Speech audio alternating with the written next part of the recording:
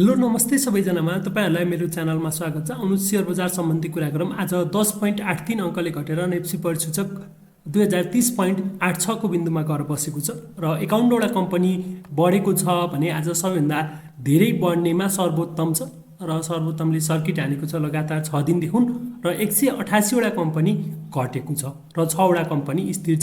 कारोबारको कुरा गर्नुपर्दा 2 अर्ब 23 करोड 54 लाख बराबरको कारोबार भएको छ। अब टेक्निकल चार्टको कुरा गर्नुपर्दाखेरि अलिकति मैले हिजो भनिसकेको थिएँ, यो ट्रायंगलको बीचमा यसरी ट्रेन्ड लाइनहरुको बीचमा रहँदा जेलसम्म मार्केट चाहिँ खासै फरक पर्दैन। यसमा किनबेच नगर्दा पनि राम्रो हुन्छ।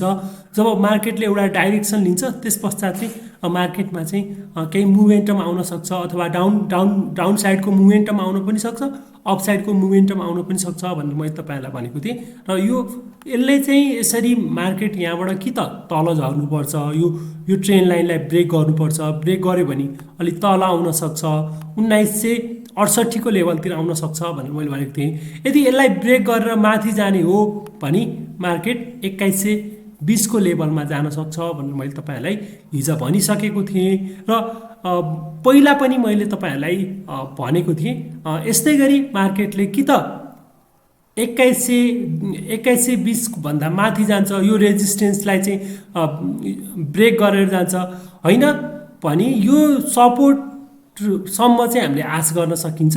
2020 को सपोर्ट सम्म आश गर्न सकिन्छ। त्यहाँबाट पनि तल लाग्यो भने मार्केटले तलै आउँछ, यो 1968 कै लेभलतिर आउन सक्छ भनेर मैले तपाईहरुलाई कुरा गरेको थिएँ र केही इन्डिकेटरहरु पनि लगाएर देखाएको थिएँ र केही सिम्पल केही इन्डिकेटरहरु चाहिँ अहिले पनि लगाएर म तपाईहरुलाई देखाइदिने छु। मार्केटको अवस्था कस्तो छ भन्ने कुरा हामीलाई त्यहाँबाट पनि थाहा हुन्छ। सुरुमा बुलिङ्गर ब्यान्ड हेरौँ। बुलिङ्गर ब्यान्ड हेर्दाखेरि मिडल ब्यान्ड भन्दा तल आएको छ। यसले चाहिँ के संकेत गर्छ भन्दाखेरि मार्केट अझै घट्न सक्छ है भनेर यसले यो ब्यान्डबाट चाहिँ थाहा हुन्छ। त्यस्तै आरएसआई को कुरा गर्दाखेरि आरएसआई पनि अब अलिकति तलतिर घटिरहेको छ। अब यो 58 को रेन्जबाट पनि तलतिर चाहिँ झरेको छ। अलिकति तलै आउँछ कि कम्तीमा पनि 40 को लेभलतिर आउँछ कि भनेर चाहिँ हामी बुझ्न सकिन्छ। त्यस्तै म्यागडीबाट हेरौँ। म्यागडीबाट हेर्दाखेरि पनि म्यागडीमा पनि सेलिङ सिग्नल स्टिल भ्यालिड छ। यहाँ चाहिँ सेल सिग्नल आएको छ भनेर चाहिँ हामी देख्न सकिन्छ। हिजोभन्दा आज क्यान्डल हिस्टोग्रामको क्यान्डल ठुलो भएको छ, जसले बजार चाहिँ डाउन साइडमा चाहिँ जाँदैछ बिस्तारै भन्ने कुरा चाहिँ जनाउँछ भन्ने कुरा चाहिँ हामीले चाहिँ थाहा पाउन सकिन्छ। त्यस्तै इचिमोको क्लाउड लगाएर हेरौँ। इचिमोको क्लाउडबाट हेर्दाखेरि मार्केट चाहिँ क्लाउड को लोअरमा आएर बसेको छ। यसले के इन्डिकेट गर्छ भन्दाखेरि यदि मार्केट फर्क्यो भने यहीँबाट यसरी यो लेभलबाट यसरी माथि जान सक्छ, होइन फर्केन भने अलिकति मार्केट चाहिँ तल आउँछ भन्ने कुरा यो इचिमोको क्लाउडले पनि देखाएको छ।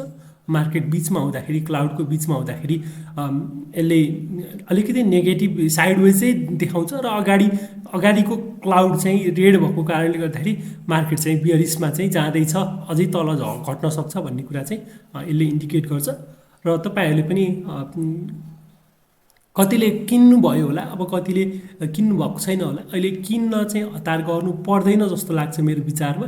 किन्नको लागि मार्केटले एउटा मोमेन्टम समाएपछि किन्यो भने राम्रो हुन्छ। अहिले साइडवेजकै क्रममा छ मार्केट र तपाईहरुले एकदमै थाहा पाइसक्नु भएको कुरा सर्वोत्तमले 6 दिनदेखि लगातार सर्किट हानेको छ र धेरै नाफा पनि भइसकेको छ। लगभग 30,000 भन्दा बढी धेरै नाफा भइसकेको छ साथीहरुलाई। र अब के होला त भन्नुहुन्छ भने मेरो विचारमा यो 1000 अब भोलिको कारोबारमा चाहिँ 1000 जान्छ र यहाँभन्दा माथि गयो भने अब यहाँबाट पनि अब थोरै जम्मा 12% यसको पब्लिक सेयर हो। यो पब्लिक सेयर 12% भएको कारणले गर्दाखेरि यो चाहिँ उचालिएको र अब यो दिन किनेकोले अब यो दिन किनेको मान्छेले चाहिँ अब बेच्ने बेला हुन्छ।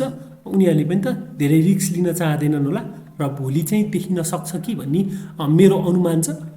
देखिन सक्छ होला जहाँसम्म, किन भन्दाखेरि यो साइडमा किनेका लगभग यो 4 क्यान्डलसम्म किनेका व्यक्तिहरूलाई चाहिँ नाफा हुन्छ, धेरै नै राम्रो नाफा हुन्छ र उनीहरूले चाहिँ बेच्न सक्छन्। र सम्भवतः हामीले हेर्यो भने पनि भर्खरै आएको आइपिओहरूमा हेर्यो भनी पनि त्यस्तै देखिन्छ। जस्तै हाथवे इन्भेस्टमेन्ट कम्पनी लिमिटेडसँग चाहिँ कम्पेयर पनि गर्न सकिन्छ।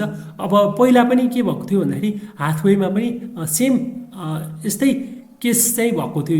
यहाँ चाहिँ आयो होइन, बिक्री भयो र त्यस पश्चात चाहिँ यो लेभलबाट यहाँसम्म किनेको व्यक्तिले चाहिँ यहाँ माथि गएर बेच्दाखेरि यो लेभलमा किन्ने मान्छेहरूलाई चाहिँ खासै नाफा चाहिँ अलिअलि यसको बोनस सेयरहरू यो लेभलमा चाहिँ जाँदाखेरि चाहिँ भएको हुँदाखेरि त्यो पनि त्यस्तै हुन्छ कि धेरै माथि चाहिँ नजाला भन्ने चाहिँ मेरो विचार छ। यो लेभलबाट अब यहाँभन्दा माथि चाहिँ 1000भन्दा माथि जानु भनेको चाहिँ गयो भने पनि ठिकै छ, तर अलिकति रिस्क चाहिँ ज्यादा हुन्छ। यसरी माथि गयो भने अलिकति रिस्क चाहिँ ज्यादा हुन्छ। रिस्क ज्यादा भएपछि माथि गएर बाई गर्ने काम चाहिँ गर्नु हुँदैन। टपमा बाई गरियो भने यो चाहिँ के हुन्छ, यसरी आउँछ र यसरी आएर अनि यो एउटा लेभलमा बस्यो भने बल्ल त्यस पश्चात चाहिँ किन्नु चाहिँ उचित हुन्छ। यो लेभलमा बसेपछि किन भन्दाखेरि माथि जाने सम्भावना पनि हुनसक्छ, किन नयाँ आइपिओ र पब्लिकमा थोरै भएको कारणले गर्दाखेरि माथि जान सक्छ। तर यो पिकमा हामी बेच्न चुकियो भने, यहाँ चाहिँ सेल गर्न चुकियो भने अलिकति गाह्रो हुनसक्छ। यो त्यसपछि घट्न सक्छ अनि घटेपछि ला पहिला माथि बेचिएन अब के बेच्ने भन्ने हुँदाहुँदै लामो समयसम्म पनि तपाईँकै खातामा रहन सक्छ। एउटा प्रफिट चाहिँ बुक गर्नुहोला। र आज चाहिँ म तपाईँहरूलाई यति नै भन्न चाहेँ। र तपाईँहरू नयाँ हुनुहुन्छ भने मेरो च्यानलमा जोडिनुहोला। मेरो च्यानलको नाम छ स्टक ट्विस्ट नेपाल। यसमा सब्सक्राइब गरी नेप्से सम्बन्धी अपडेट पाउन सक्नुहुन्छ भन्दै यो भिडियो अन्तिमसम्म हेर्नुभएकोमा तपाईँहरूलाई धेरै धेरै धन्यवाद।